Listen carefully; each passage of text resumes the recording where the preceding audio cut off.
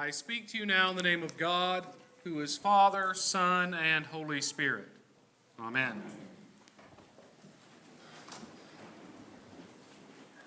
Happy Easter. Happy Easter. If y'all are only just getting here, you missed a marvelous Easter brunch, and I am 100% sure there are no leftovers. So you got to go somewhere else for lunch. Which brings me to a point, actually. I realized at the earlier service that this is the first year that none of my children are in town. So this is the first year that we actually don't have them for Easter. Zach and his fiancée are at Christ Church Greenville. Our daughter Rebecca and her young man are at St. John's Lafayette Square. So it's just Sandra and I. But it made me remember something. Back about 1995, we had just moved back to South Carolina. Zach was not quite 5; he's like 4.5, and Rebecca was 3.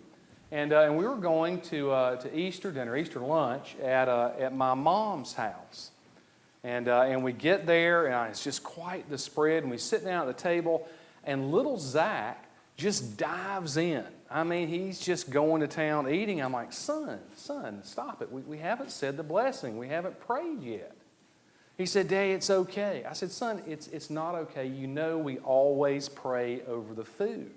He said, Daddy, this is Grandma Brown's house. The food's already safe to eat.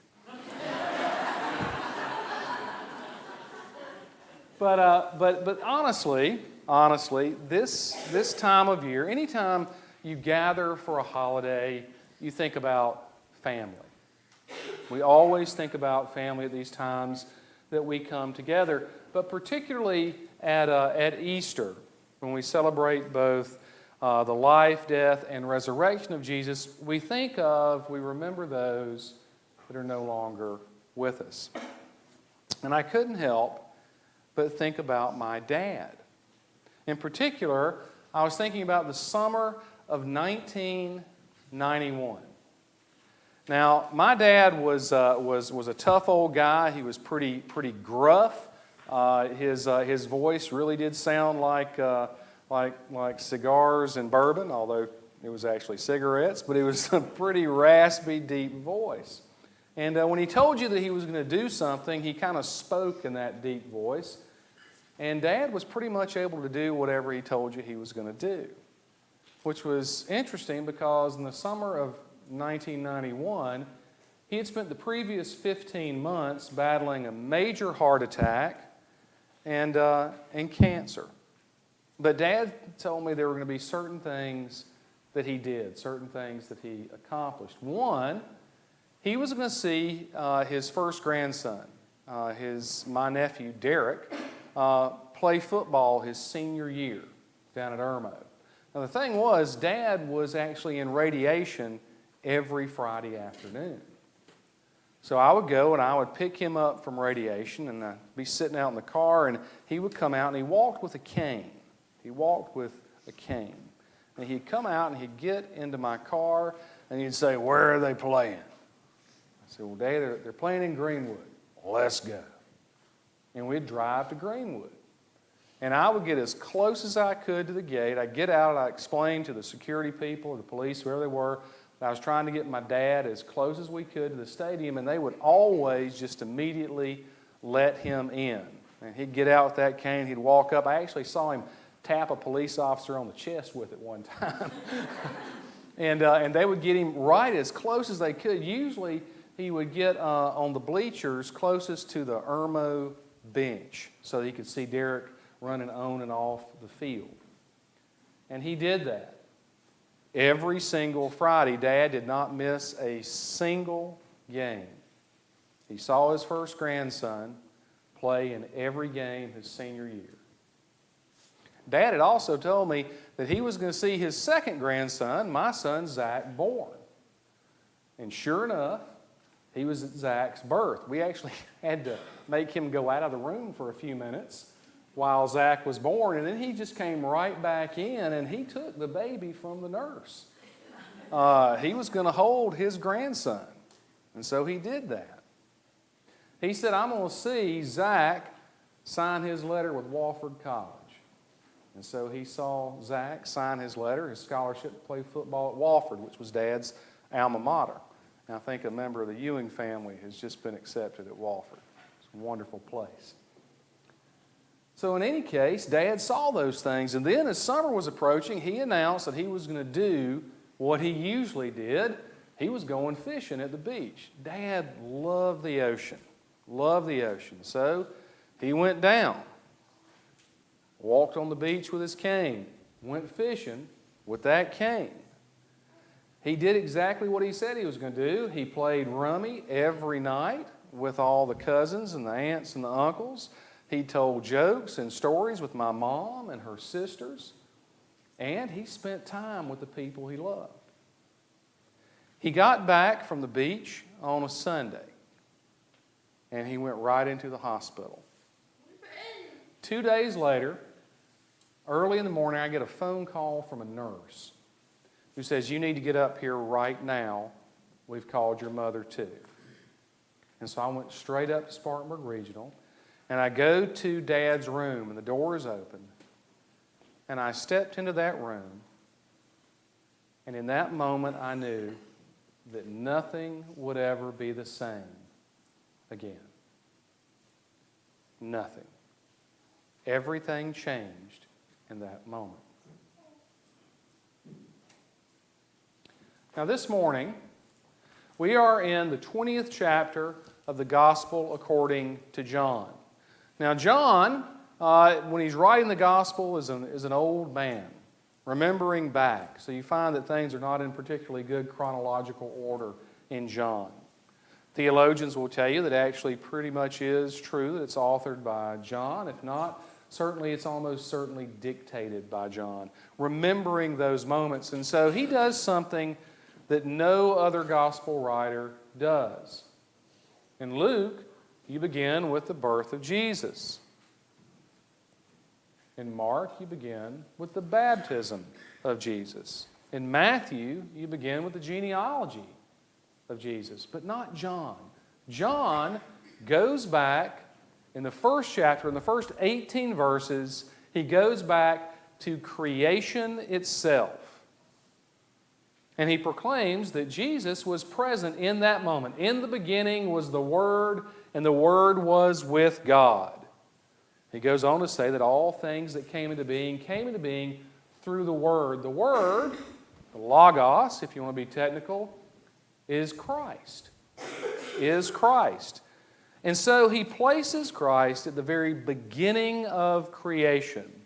Now, according to Genesis, there are 7 days in creation. The first day of the week is Sunday. On the seventh day, God rested. That seventh day is Saturday. By the way, the reason we have Sunday as our day of rest, as our Sabbath, is because for us it's our resurrection day. But because this is the resurrection day, according to John, that whole cycle of creation begins again. And this is the first day of a new creation, of something new and different and extraordinary. A change, not just in you and I, not just in Mary Magdalene and the other disciples, but a change that flows across all of creation. John, by the way, is the master of what we would call today spoilers. Okay? John gives away the end of Game of Thrones and Avengers all at the very beginning. Okay? He just throws it out there. This is what's going to happen. But of course, you don't understand that in the moment.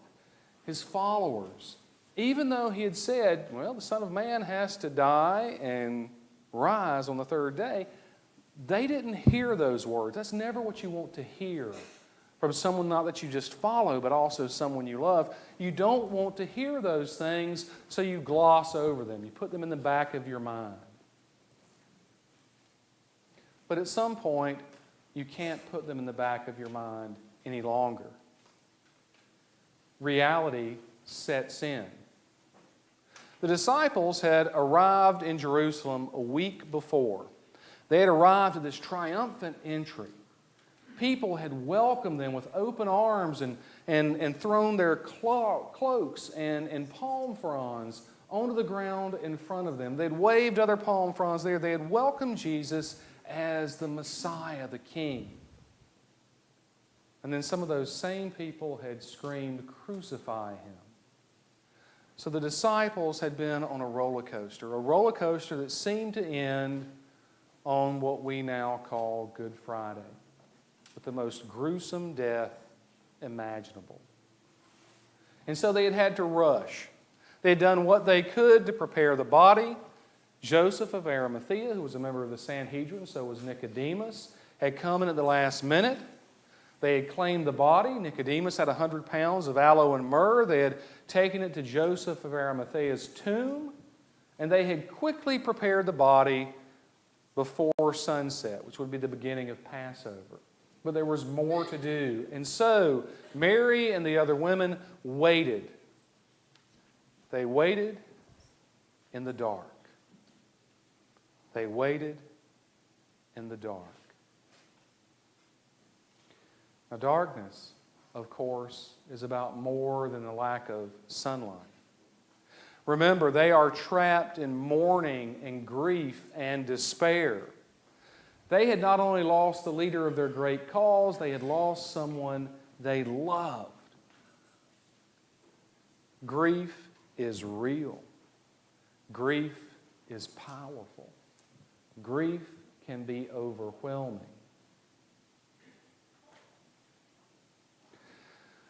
This past week, I had a phone call from a very dear friend, the rabbi here in town, Yossi, Rabbi Leibowitz. He wanted to know if I wanted to go to lunch. I'm like, sure. So we met on the other side of town. We had lunch. And as ministers, as pastors, whether a priest or a rabbi, but the bartender loved it, by the way, at this place. He walks up to us at our table. He's taking orders too. He said, "Hey, is this some kind of joke?"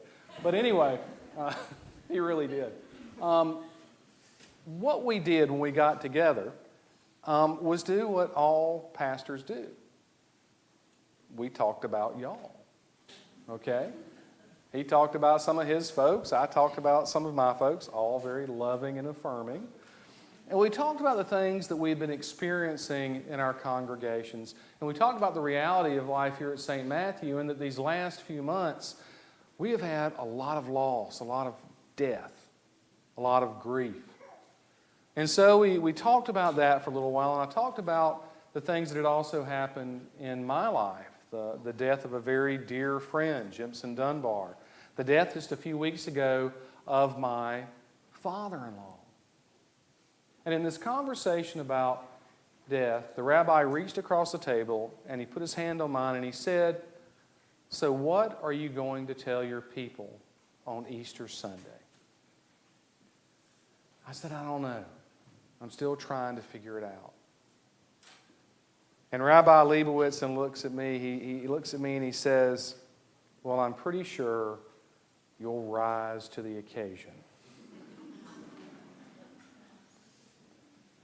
Mary Magdalene finds her rabbi in the garden. I found mine at Ruby Tuesdays. But in both cases, the encounter was valued and important and revelatory. It spoke to the reality of the moment. And he said something simple and indeed funny, but really spoke to the heart of this moment. Again, consider Mary, consider the others, and what they have lost. But think about also that very moment when she enters the tomb and looks in and sees what is not there. Back to my father's hospital room. I walked into that room, and indeed in that moment, everything had changed. And there was a chair pushed up against the wall at the foot of his bed. And sitting across the arms of that chair was his cane. That cane that he used when he was an usher here. That cane that he had used going to all those football games, the cane that he had leaned against while he was casting down at the beach, the cane that he had walked into the hospital with a few days earlier. And there it sat across the arms of that chair. And I looked at it. And suddenly I saw it in a different way. I saw it the way I'm pretty sure Mary saw that stone that had been rolled away. The way Mary saw the shroud that was set aside and the linen placed over his face folded up. I saw that cane as she saw those things, as items that weren't just no longer needed, but were no longer necessary. Because the message for her, for all of us, is really quite simple. Death has been defeated, and he is risen. Amen.